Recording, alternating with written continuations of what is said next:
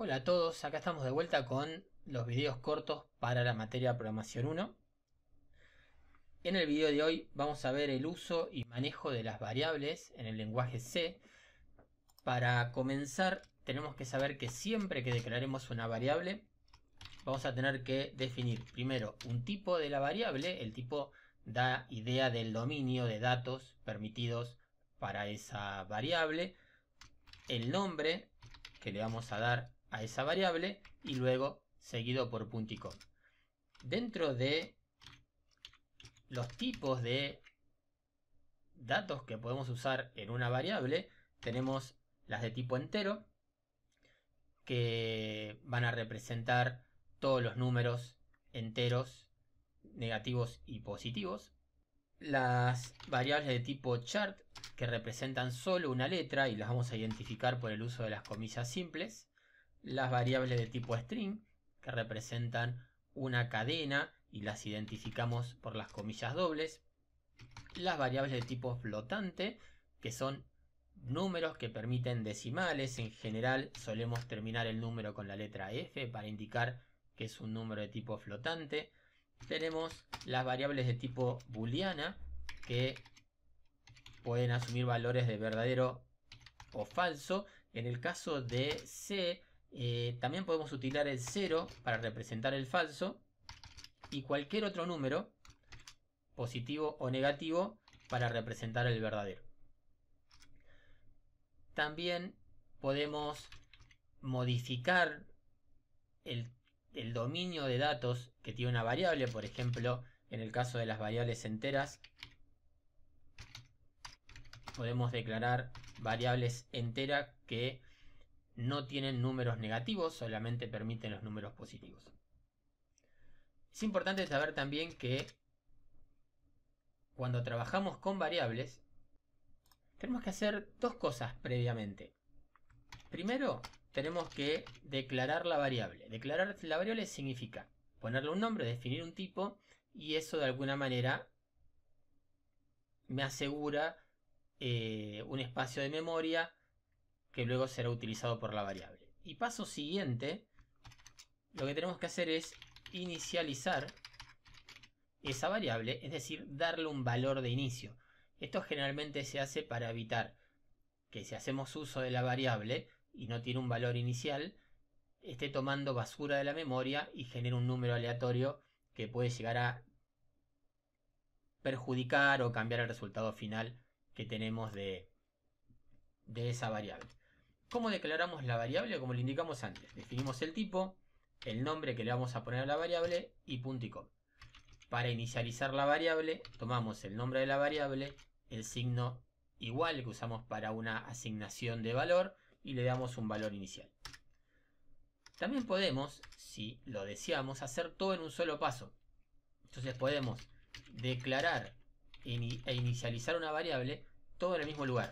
Declaramos e inicializamos la variable en el mismo lugar. Si tenemos que trabajar con más de una variable, podemos declarar esas variables todas en un solo lugar. Por ejemplo, en este caso voy a declarar las variables B, C y D como variables de tipo entera y lo hacemos en una sola línea. Eso nos evita tener que escribirlo en distintas líneas por separado y ocupar más espacio en nuestro archivo. También podemos declarar e inicializar las variables en la misma línea. En este caso vamos a declarar e inicializar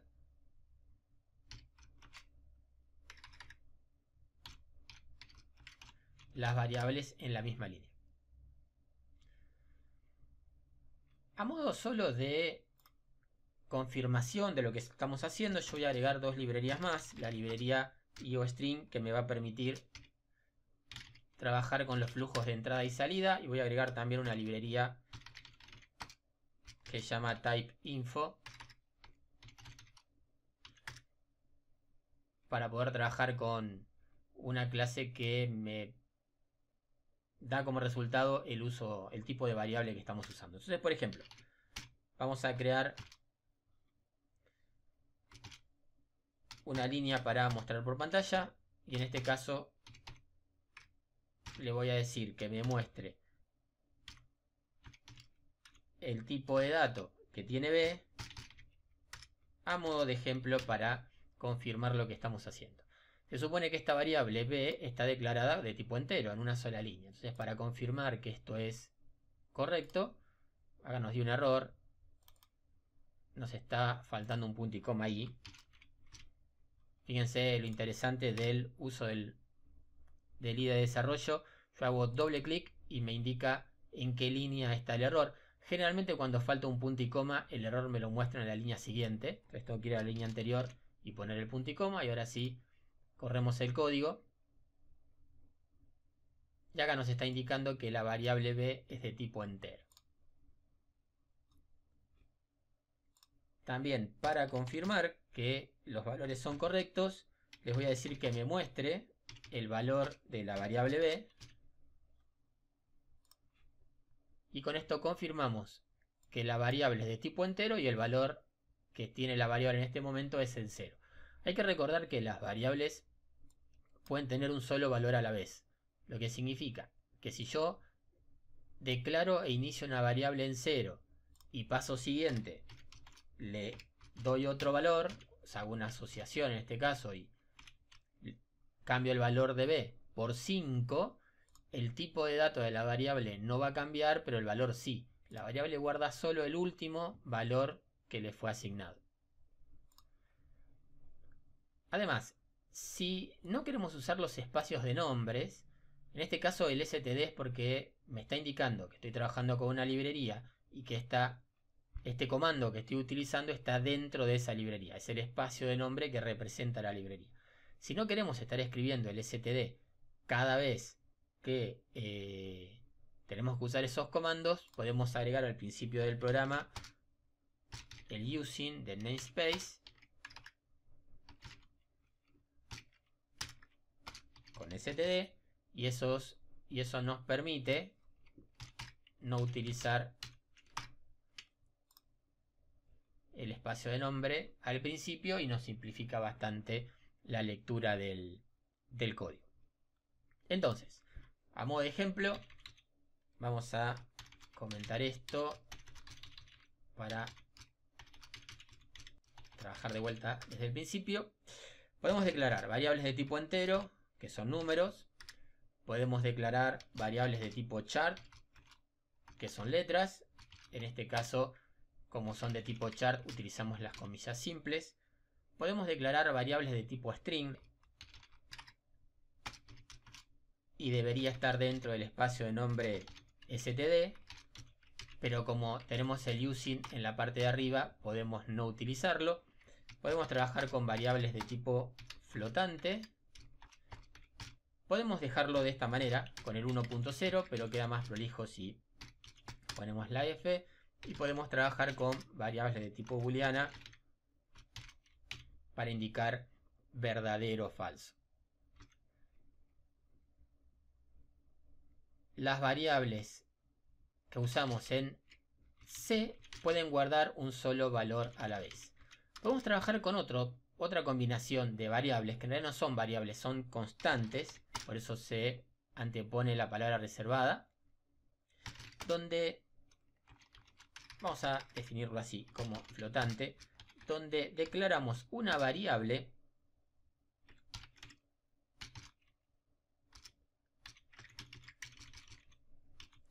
que en realidad va a ser constante. ¿Qué significa constante? Que una vez que está asignado el valor, no lo puedo cambiar. En este caso vamos a confirmar que no es una expresión que se pueda modificar. Como habíamos visto en la forma de utilizar nombres en la nomenclatura, las constantes las ponemos siempre en mayúsculas, pero básicamente es eso, es una variable que funciona como constante. La diferencia con las variables es que el valor no se puede modificar a lo largo de todo el programa. También podemos trabajar con algunas modificaciones, como habíamos visto más arriba, de las variables enteras. Vamos a suponer que mostramos en pantalla la variable A. Esto nos va a mostrar que el resultado de la variable, en este caso, va a ser un 0. le voy a asignar un nuevo valor a la variable. En este caso va a ser 5. Y eso nos está mostrando el valor de 5. Pero voy a trabajar con otra variable, pero la voy a definir como una variable sin signo. Va a ser tipo entero. La voy a llamar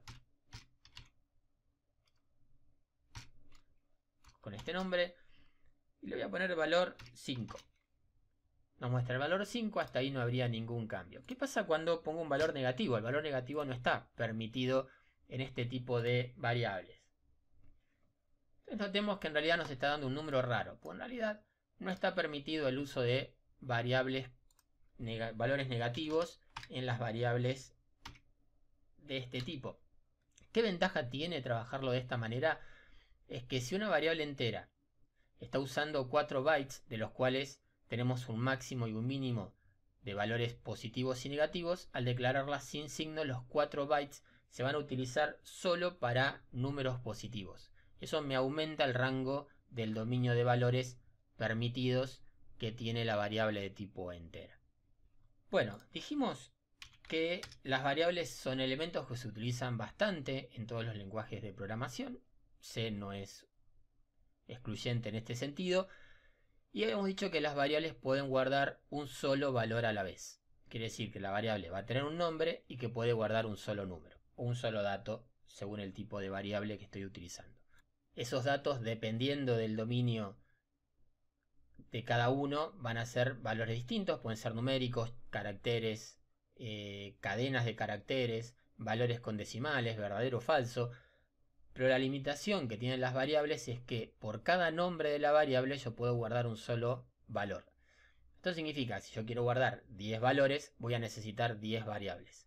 Existe otra manera de trabajar en C, también en otros lenguajes. Es como un tren lleno de vagones, donde cada vagón es un nodo de esa estructura, y en cada vagón yo puedo guardar datos. Si en cada vagón yo guardo una variable, es un tren de vagones con variables guardadas. Lo único que tengo que tener como detalle al momento de crear estas estructuras es que todos los vagones tienen que ser del mismo tipo de dato, que va a ser de tipo entero. En este caso, a modo de ejemplo, al vector lo voy a llamar vec, y entre corchetes voy a poner la cantidad de nodos que tiene esa estructura. Hay que tener en cuenta que C es un lenguaje de base 0, con lo cual los números que van a representar a esos vagones van a ser el 0, el 1, el 2, el 3 y el 4. Acá tengo los 5 nodos declarados en este valor.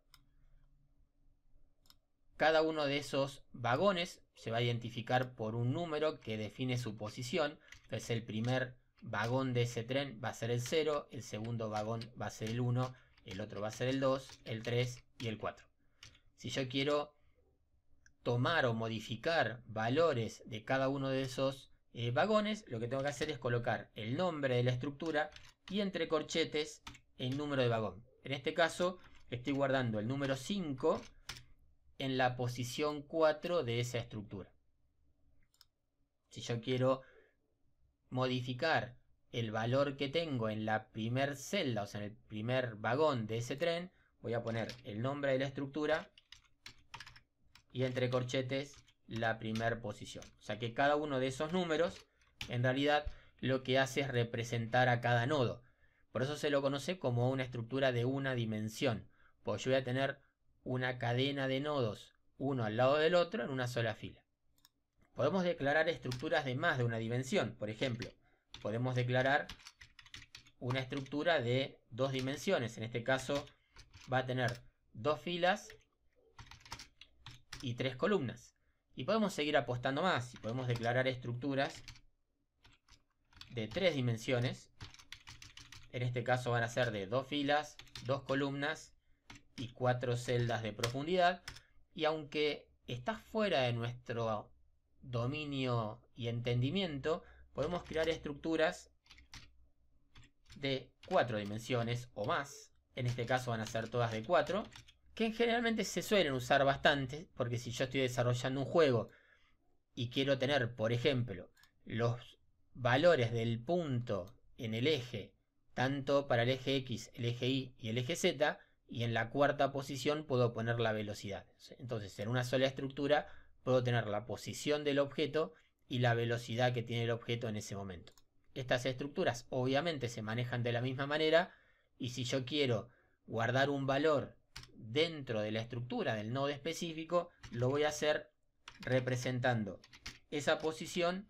Bien, bueno, acá nos está dando un error porque obviamente hay algo que está mal. Claro, porque estoy usando Vec, y Vec es una estructura de solo una dimensión. Entonces me está diciendo que de la segunda dimensión en adelante no lo entiende. Le tengo que poner el nombre correcto, que es el vector 4, y ahí ya queda resuelto. Bien, entonces, cuando trabajemos con estructuras de una dimensión, lo vamos a llamar vector. Cuando trabajemos con estructuras de 2 dimensiones, lo vamos a llamar matriz. Cuando trabajemos con estructuras de 3 dimensiones, lo vamos a llamar cubo. Cuando trabajemos con estructuras de 4 dimensiones, lo vamos a llamar cuaternión. Y para 5 dimensiones, si lo encontrás avísame porque me cansé llegando a 4. Les mando un abrazo, nos vemos en el próximo video.